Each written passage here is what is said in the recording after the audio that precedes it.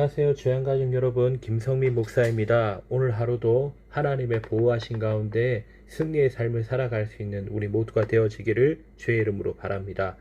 오늘의 주만나는 하나님이 지켜주신다 라는 제목으로 신명기 18장 1절에서 14절 말씀을 묵상하고자 합니다. 신명기 16장 18절에서 18장 22절에는 네 종류의 지도자가 나오고 있습니다. 새로운 땅에서 나라를 세우는 하나님의 뜻대로 바르게 이끌 지도자로서 재판장, 왕, 제사장, 선지자를 세우고 있는 것입니다.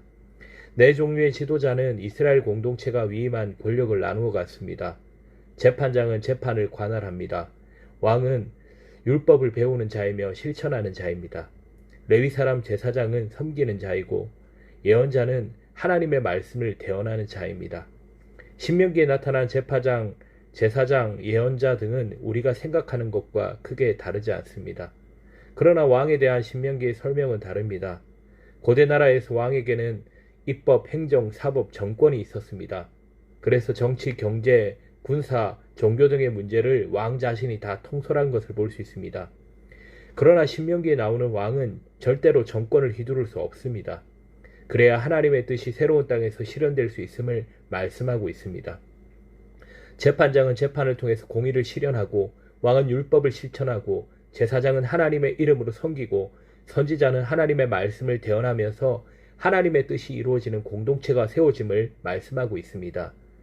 이처럼 내 지위에 있는 자들에게 권력이 분배되어서 넷이 더불어 율법을 실천하는 이스라엘 공동체를 만들어야 함을 말씀하고 있습니다. 그리고 여기서 분명하게 보여주는 것은 이스라엘의 성공 여부는 주변 나라들처럼 군사, 경제, 땅으로 부강한 것에 달려있는 것이 아니다는 것입니다. 즉 북이 영화에 있지 않다라는 것입니다. 이스라엘의 성공은 바로 율법을 실천해야 하는 것입니다. 즉 하나님의 뜻이 실천되느냐 하는 것입니다. 그래서 하나님의 뜻을 실천하기 위해 재판장, 왕, 제사장, 예언자들은 하나님의 부르심에 적극적으로 임하고 책임을 다해야 되는 것입니다. 오늘은 제사장과 이 레위인들의 역할에 대해서 우리가 한번 보고자 합니다. 그래서 첫 번째로 가장 위대한 참 지도자이신 예수님께 나아가야 합니다. 오늘 말씀에 레위 사람과 제사장이 등장하는데 레위인과 제사장은 영적 지도자입니다. 레위인과 제사장은 하나님이 계시는 성소에서 섬기며 봉사하며 특별히 제사장은 지성소 하나님의 보좌 앞에 나아가 하나님의 뜻을 받는 사람들입니다. 하나님께서 선지자들을 통해서도 하나님의 뜻을 알리시지만 제사장을 통해서도 하나님의 뜻을 알려주십니다. 제사장이 백성을 대신해서 하나님 앞에 나아올 때 하나님께서는 제사장을 통해 당신의 뜻을 알려주십니다. 제사장을 통해 반포되는 하나님의 뜻 아래 백성들은 다시 한번 삶의 날개를 펴고 날아오를 수 있습니다. 그러기에 제사장은 너무나도 중요한 것입니다. 오늘 본문 4절 말씀에 또 내가 처음 거둔 곡식과 포도주와 기름과 내가 처음 닦은 양털을 내가 그에게 줄 것이니 라고 말씀하며 백성들이 제사장에 드려야 할 것을 말하고 있는데 처음 곡식과 처음 깎은 양털이라고 했습니다. 그런데 처음이라고 번역된 이 레시트는 최고라는 뜻을 가지고 있고 상등품이라는 뜻을 가지고 있습니다. 하나님의 선한 일을 감당하는 제사장에게 우리의 것을 주되 가장 좋은 것을 주라는 것입니다. 여러분 세상에 쌓아놓은 재물에서 생명이 나옵니까? 세상 사람들과 한없이 이야기를 나누며 기움이 나옵니까? 세상의 것이 뛰어나다고 하는 사람들에게 가면 우리가 갈 길을 알 수 있습니까? 그렇지 않습니다. 하나님께 가야 합니다. 하나님께 가면 생명이 나오고 기운이 나오고 인생의 방향이 나옵니다. 그러면 우리의 제사장, 우리의 영적 지도자는 누구입니까? 바로 예수님입니다. 히브리서 4장 14절에 우리에게 큰 제사장이 계시니 그분이 예수 그리스도라고 말씀합니다. 예수께 나아가면 하나님을 만날 수 있습니다. 예수님을 의지하면 하나님 앞에 서서 하나님의 뜻을 알 수 있습니다. 예수님을 의지하고 예수님께 나아가면 하늘 보좌에서 수정과 같은 맑은 물이 흘러나와 우리를 깨끗게 합니다. 우리의 심령을 살리고 치유하는 것입니다. 이 물은 오직 하나님께만 있기에 우리는 항상 예수님을 의지해야 합니다. 항상 예수님을 의지하여 하나님께 나아가 이 물을 마시는 것입니다. 그렇기에 우리는 예수쟁이들, 예수주의자들, 예수 중독자들입니다. 항상 예수님입니다. 매 순간 예수님께 나아가고 하나님 앞에 서서 하늘의 맑은 물, 생명의 물, 소망의 물을 받는 것입니다. 그렇기에 우리는 가장 귀한 것, 내 삶을 송두리째 예수님께 드리는 것입니다.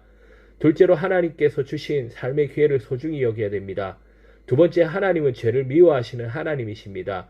9절 말씀에 내 하나님 여호와께서 내게 주시는 땅에 들어가거든 너는 그 민족들을 가정한 행위를 본받지 말라고 했습니다. 12절에도 이런 일을 행하는 모든 자를 여호와께서 가증히 여기시나니 이런 가증한 일로 말미암아 내 하나님 여호와께서 그들을 내 앞에서 쫓아내시니라고 말씀합니다. 가증히 여기신다라고 했는데 구역질을 날 정도로 더럽게 여기고 혐오스럽게 여긴다라는 것입니다. 지금 이스라엘 백성이 들어가려는 땅, 가나안 땅은 좋은 땅입니다. 젖과 꿀이 흐르는 기름진 땅입니다. 그런데 이 땅 원주민들이 땅에서 쫓겨난 이유가 무엇입니까? 그들의 죄악이 하나님 앞에 심히 관영했기 때문입니다. 그들의 우상숭배, 그들의 퇴폐함과 타락함이 하나님이 견딜 수 없을 정도로 악하기에 하나님은 그들을 멸하시는 것입니다. 하나님께서 이스라엘 백성에게 기회를 주셨습니다. 거룩하게 살아가라고, 성결하고 진실하게 되게 살아가라고, 하나님을 섬기라고, 순종하며 살아가라고 기회를 주셨습니다. 그들에게 주어진 기회, 삶의 기회에 방종하고 게으르게 나태하게 살아서 온갖 악을 꼭 피우는 것이 아니라 정성스럽게 하나님을 모시고 신중하게 하나님을 의지하고 믿음의 꽃을 피우고 살라고 기회를 주시는 것입니다. 13절의 말씀에 보면 너는 내 하나님 앞에서 완전하라라고 말씀합니다. 우리는 언제 완전합니까? 온전히 하나님을 의지할 때 완전합니다. 온전히 하나님을 손을 붙을 때 완전한 것입니다. 우리에게 한 지도자가 있으니 예수님입니다. 이른 아침부터 저녁 늦게까지 마음으로 예수님께로 향하고 항상 예수님께 나아가길 원합니다. 항상 예수님께 나아가 하나님의 지도를 받기를 원합니다. 하나님이 기회를 주십니다. 나태해서는 안 됩니다. 게을러서도 안 됩니다. 하나님이 주신 귀한 기회를 함부로 하고 방종해서도 안 됩니다. 마음을 다하고 뜻을 다하여 예수님의 지도를 받으십시오. 그렇게 될 때 반드시 영적 축복, 삶의 축복이 우리 가운데 나타날 것입니다.